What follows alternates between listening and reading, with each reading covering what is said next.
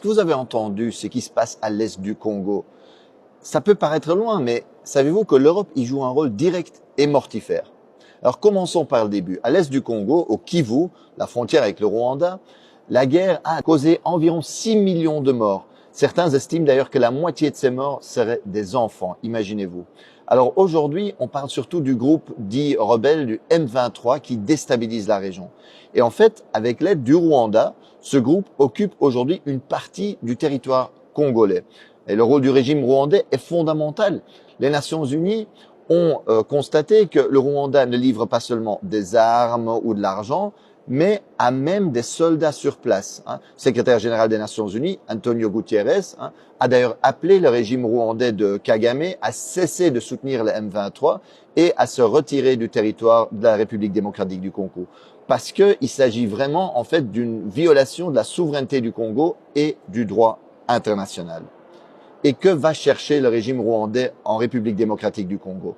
En fait, cette région est hyper riche en minerais, ressources naturelles, notamment le cobalt et le coltan. Ce sont des minerais essentiels pour les multinationales européennes qui servent entre autres pour les smartphones, les batteries, mais qui sont aussi utilisés dans l'industrie de la défense, dans la transition verte, l'aéronautique.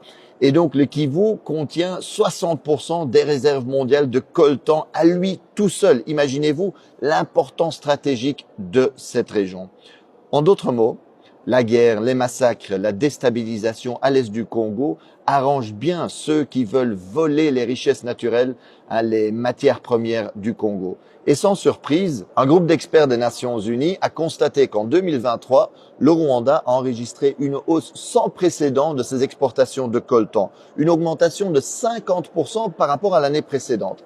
Et chaque mois, par exemple, le M23 fait passer en contrebande 150 tonnes de coltan de la localité congolaise de Rubaya, occupée par eux, vers le Rwanda. C'est un pillage sans équivalent. C'est vraiment incroyable. Et certains qui regardent la carte me demandent, mais Marc, comment est-ce possible qu'un pays relativement petit comme le Rwanda est capable de déstabiliser de manière si durable le Congo, qui est beaucoup plus grand? Le Congo, c'est presque 2/3 de l'Europe, c'est 4 fois la France, 80 fois le territoire de la Belgique. Ben c'est qu'évidemment, ce n'est pas que le Rwanda, ce n'est pas qu'une question entre Congo et Rwanda, c'est que le Rwanda reçoit le soutien de l'Occident, des États-Unis, mais aussi de l'Europe. Chaque année, l'Union européenne offre par exemple des dizaines de millions d'aides à l'armée rwandaise. La Pologne a même promis toutes les armes, toutes les technologies militaires dont le régime aurait besoin. Et dans le cadre du programme Global Gateway, l'Europe a promis des investissements de 900 millions au Rwanda. Et cerise sur le gâteau, en février 2024, l'Union européenne a signé un protocole d'accord privilégié sur les matières premières avec le Rwanda. Et cela tandis que nous savons que le Rwanda va voler des matières premières au Congo. La Commission européenne, en fait, a été signé cet accord et a encouragé le Rwanda à piller, à intensifier le pillage des richesses congolaises. Regardez bien la chronologie. En fait, en février 2024, la Commission européenne va signer cet accord sur les matières premières avec le Rwanda. Et à peine 2 mois plus tard, en avril 2024, le M23 occupe la localité de Rubaya, qui représente 15% de la production mondiale de coltan, minerai stratégique. Chaque mois, aujourd'hui, 150 tonnes de coltan passent de là-bas vers le Rwanda, dans les mains, sans doute, de multinationales. Le vol et le pillage, c'est ça l'impérialisme concrètement aujourd'hui. Et d'ailleurs, il y en a qui rêvent d'occuper durablement l'est du Congo en coupant le Congo en petits bouts. C'est ce qu'on appelle communément la balkanisation, pour mieux voler les richesses et les ressources du Congo au profit des multinationales occidentales. Dans le Financial Times, l'expert Jason Stearns est clair.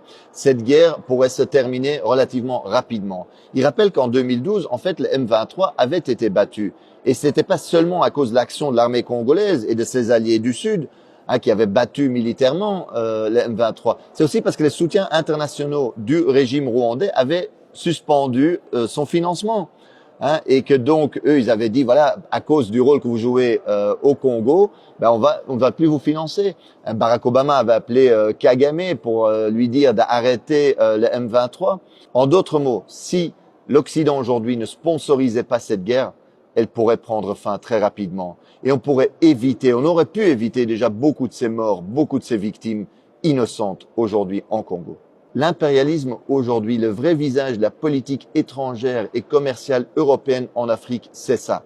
Et quand la Russie envahit l'Ukraine, l'Union européenne parle du droit international, à juste titre. Mais quand son allié rwandais vit la souveraineté congolaise, commet des massacres, elle soutient. Comme quand Israël occupe la Palestine, le Liban, la Syrie, l'Union européenne se range du côté de l'agresseur. Alors aujourd'hui, faisons pression sur les dirigeants européens parce que ce n'est pas acceptable que l'Europe joue ce rôle-là. Alors il est possible aujourd'hui de faire pression, c'est nécessaire pour que l'Europe arrête sa complicité avec les crimes sur place. Alors envoyons un message à Ursula von der Leyen, présidente de la Commission européenne, ou à la ministre des Affaires étrangères de l'Union européenne, Kaja Kallas. Envoyez-leur un message par les réseaux sociaux, envoyez-leur cette vidéo-ci. Et en plus, mobilisez-vous dans la rue parce qu'il faut mettre la pression sur nos gouvernements aujourd'hui.